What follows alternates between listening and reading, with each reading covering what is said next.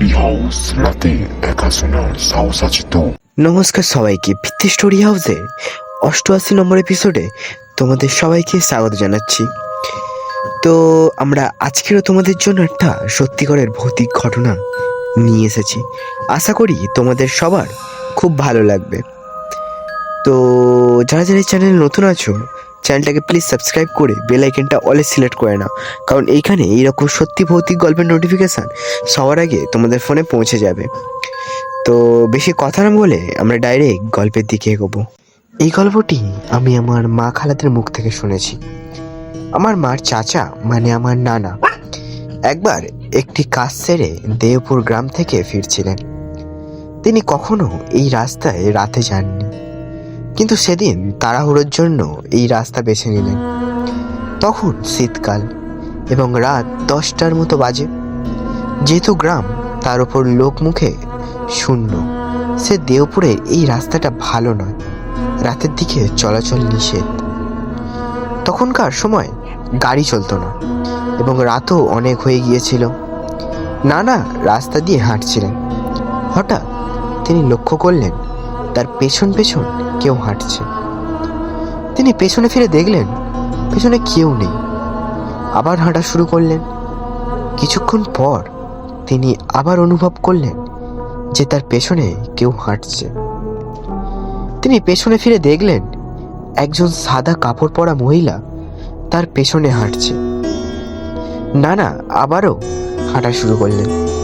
তিনি লক্ষ্য করলেন মহিলাটি বিড়বিড় করে কিছু বলছে। তখন নানা তাকে জিজ্ঞাসা করলেন, আপনি এত রাতে একজন মহিলা হয়ে এই রাস্তায় হাঁটছেন, আপনার সাথে কেউ নেই? মহিলাটি অদ্ভুতভাবে বলল, আমার কোনো মানুষ টানুষ প্রয়োজন নাই। নানার কাছে মহিলাটির কথাবার্তা অদ্ভুত মনে হলো। এরপর তিনি আবার হাঁটায় মন দিলেন। প্রায় আধ ঘন্টা ধরে হাঁটছেন আর মহিলাটিও তার পেছন পেছন হাঁটছে। এবার নানার মনে একটা সন্দেহ হলো, কারণ তিনি যেই দিকে দিয়ে যাচ্ছেন মহিলাটিও ঠিক সেদিকেই যাচ্ছে, আর মহিলাটার আচরণ রহস্যজনক। তিনি ভাবলেন হয়তো এই মহিলা পেছন থেকে তাকে আক্রমণ করতে পারে। তাই তিনি বললেন, আপনি সামনে যান। মহিলাটা বলল, আমার দরকার নেই সামনে যাওয়ার।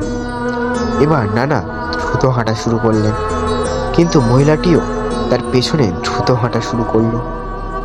নানা দোয়াদৌড় পড়া শুরু করলেন।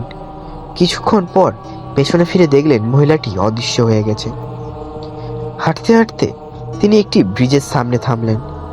ব্রিজের দিকে তাকিয়ে দেখলেন ব্রিজের ওপারে একটি সাদা কাপড় লম্বা হয়ে বিছানো। তিনি কিছু বুঝতে পেরে তৎক্ষণাৎ বললেন, শোনো, তুই যেই হোস না কেন এক্ষুনি এখান থেকে চলে যা। আমি চাইলে তোকে এক্ষুনি ধ্বংস করে দিতে পারি, নিজের ভালো চাইলে চলে যা। বলেই তিনি আয়াতুল কুরসি এবং অন্যান্য দোয়া পড়ে তার সাথে থাকা ছাতাটি দিয়ে কাপড়টি ছোঁড়েন। সঙ্গে সঙ্গে কাপড়টি একসাথে ভাঁজ হয়ে ব্রিজের নিচে পড়ে গেল। এরপর তিনি আবারও হাঁটতে শুরু করলেন। যেহেতু জায়গাটি নির্জন এবং আশেপাশে কোনো বাড়ি দেখা যাচ্ছিল না, তাই তিনি হাঁটতে হাঁটতে কোনো একটি বাড়ির খোঁজ করতে লাগলেন। কিছুক্ষণ পর দূরে একটি বাড়ি দেখতে পেলেন। তিনি দৌড়তে শুরু করলেন। দৌড়তে দৌড়তে তিনি হঠাৎ শুনতে পেলেন এক নারী কণ্ঠ বলছে, সিদ্ধিকা রে সিদ্ধিকা, তোর কপাল ভালো ছিলিস, আজকে তুই বেঁচে গেছিস, নাইলে আমি তোর মরণ দেখা দিয়েছিলাম। তিনি দৌড়ে গিয়ে ওই বাড়ির দরজার সামনে গিয়ে পড়লেন। বাড়ির লোকজন বের হয়ে তাকে উদ্ধার করল। পরদিন সকালে তাকে বাড়ি পৌঁছে দেওয়া হলো। নানার মা তাকে বারবার বলতে লাগলেন, তোর ওই রাস্তায় যাওয়া উচিত হয়নি, রাস্তাটা ভালো না। দিনেও ওইখানে অনেক অ্যাক্সিডেন্ট হয়, আর রাতের বেলা যারা গিয়েছে তাদের অনেকেই আর ফিরে আসেনি। আল্লাহ তোকে বাঁচিয়েছে, লাখ লাখ শুক্রিয়া। এরপর নানা কিছুদিন অসুস্থ থাকেন এবং পরে সুস্থ হয়ে যান। তারপর থেকে তিনি আর কখনো ওই রাস্তায় যাননি। তো বন্ধুরা, আশা করি গল্পটা তোমাদের সবার খুব ভালো লেগে থাকবে। সত্যি একটা ভয়ঙ্কর অভিজ্ঞতা। যদি গল্পটা তোমাদের সত্যি ভালো লেগে থাকে, ভিডিওটা একটা লাইক আর কমেন্টে তোমরা কোথা থেকে দেখছো গল্পটা নিশ্চয়ই বলে যাবে। তো আমরা আবারও ফিরে আসবো নতুন কোনো ভৌতিক গল্প নিয়ে।